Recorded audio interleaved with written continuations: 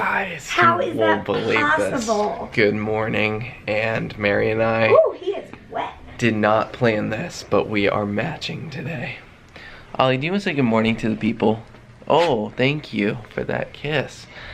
Do you want to say good morning to the people? Look, we match. We got our tell them Christmas what a jams. tricky night you had. Yeah, so I woke up at 4 a.m. Well, here's the thing.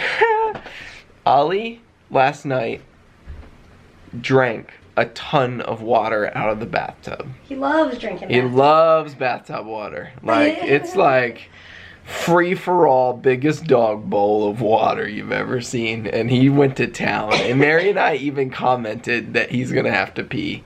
And he did go pee before bed. But at 4 in the morning, he had to go again. And so he does this thing where he'll... And he's not had to go in the middle of the night forever, like... Yeah, never. I can't remember last time he had to go in the middle of the night. But probably, like, if we went to the beach or something and he drank a ton of water. But he does this thing where he got out of the bed.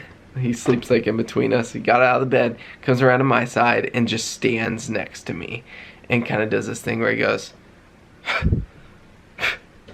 He's about to do it. Do it.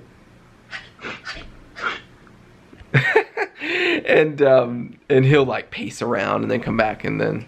Cause he knows not to bark, and so I think he just huffs and puffs until I get out of bed. So anyways, I got up. My cold has developed, and like yesterday I really pushed through it and just kind of like we had a service at church and I had a ton to do and just kind of pushed through the night, and then afterward I just kind of like crashed. And anyways, at 4 in the morning I took Ollie out and then I couldn't go back to sleep. My throat was hurting. I had a cup of tea and I sat here and I kind of told Mary's like, what did you do? I was like, I think I just sat here. I just zoned out, but I couldn't sleep. And so anyways, I was stared blankly for like an hour. That's what I told her. I stared blankly.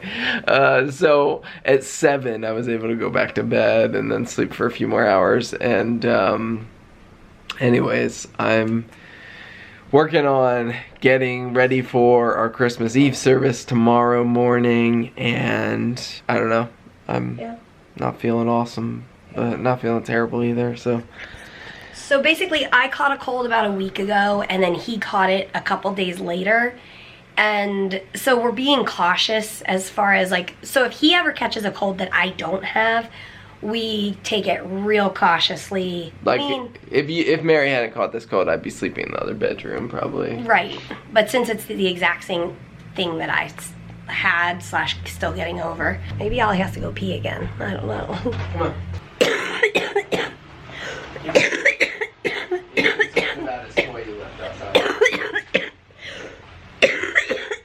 We're saying it's day 23, and I need to open this little buckaroo. Let's see what's in here. Okay, I got another sheep. Lots of sheep. What is his head on sideways? What's going on there? What? That's confusing. That is confusing. Maybe he's a shepherd. I like that for Joseph. We'll put him domino effect. I was thinking these are kind of like dominoes. It's the nativity dominoes. It's okay. They're all taking a nap. Okay. And I will do mine. God bless you. Thank you. Joseph. Now that actually is Joseph. And Mary. Oh, wait. No. Wait. 20. Yeah, 23. Okay. It gets real confusing. Anyway, I have no clue what we were saying about colds or whatever, but, I think I was gonna say my cold never got very bad. Like, my throat hurt, and I had some sneezing one day and that sort of thing, but I'm so thankful. Well, I mean, yeah, it is what it is. I guess that's what it is. It is what it is, and there's no way to, like, live in a bubble. Colds happen, so we're just fighting it the best that we can.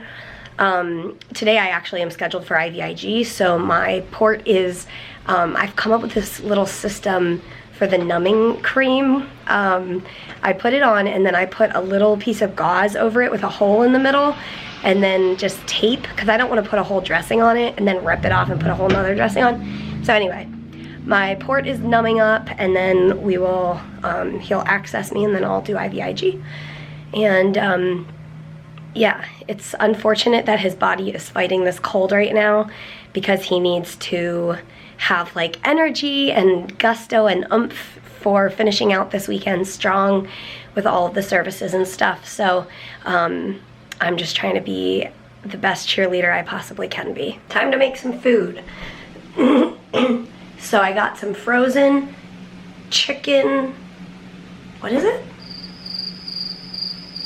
Oh, curry, coconut curry chicken that we made, I don't know when, a couple weeks ago. We put some in the freezer, so I defrosted that, and I am making that in this pan. And then I'm making some broccoli, and we have some rice cooking as well. So dinner will be served shortly.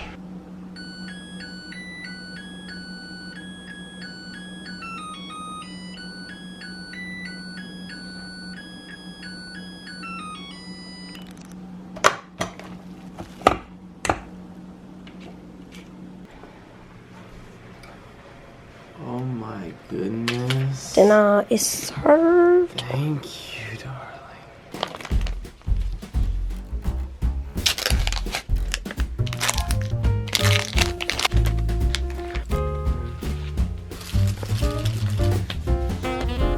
That was a good glove noise.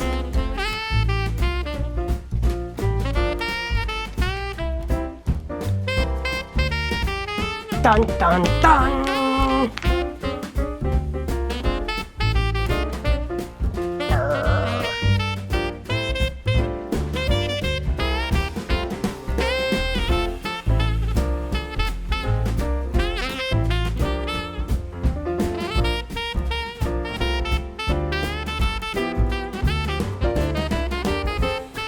That numbing cream works.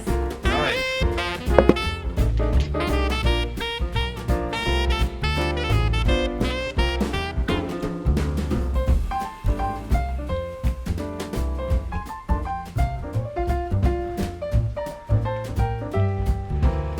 Ta-da!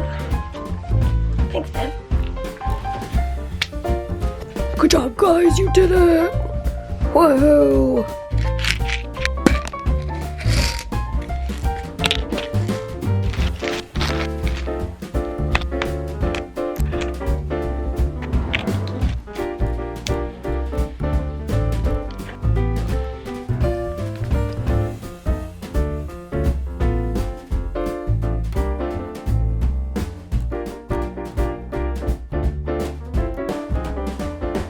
Alright, I'm all hooked up, pre-meds have been taken, and I will just be sitting here doing my IVIG.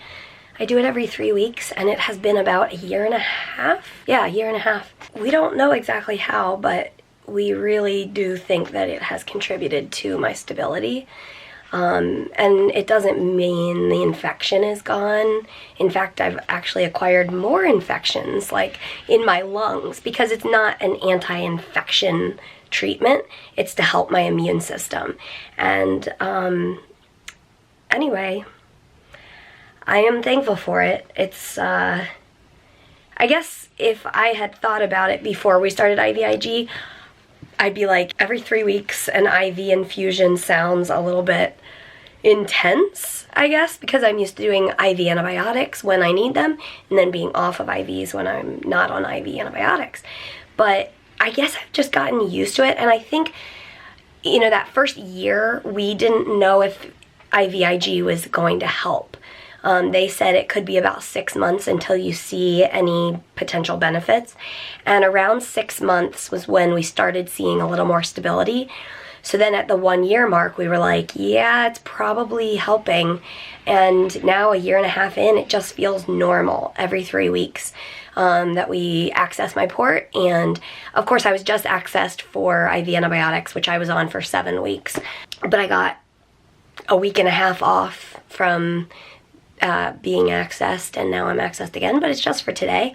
And I don't know, I guess it's just the benefit outweighs the what it is. It's fine. Like, I'm thankful to have a port so that it's not a big deal. And I don't know. I'm about to post a picture on Instagram. I had the 3 bottles of the glass bottles of the medication stacked up, and I'm gonna put something on Instagram about how it's my snowman, because it was like stacked up like a snowman. Medical nerd. The only other thing that I need to do before I kind of hopefully I don't zonk out too bad. I've got a call that I'm going to be taking in an hour. So I need to be taking my temperature and my blood pressure every time my IV pump beeps, because that's when it changes to a new rate. And these vitals can help us see if my body's going to start to have a reaction, and so far so good. That Benadryl though, it's real. I am feeling majorly Benadryl-y, but I was able to FaceTime with some friends. Here's a quick snippet of that. A star. A star? And I was able to FaceTime into a Christmas show that they do every year, so that was super fun. And I'm really glad for technology, and it's something I can do even from sitting in my bed doing IVIG. So yay for technology. All done. I've put my yellow heparin in. I call it yellow because the cap is yellow. It's 100 units of heparin, which is a stronger strength of heparin to keep my port and line inside free from clots or anything until I use my port next. I have to set you down. I ain't got no needle in my chest, I ain't got no needle in my chest. And my Benadryl's wearing off, so that's exciting.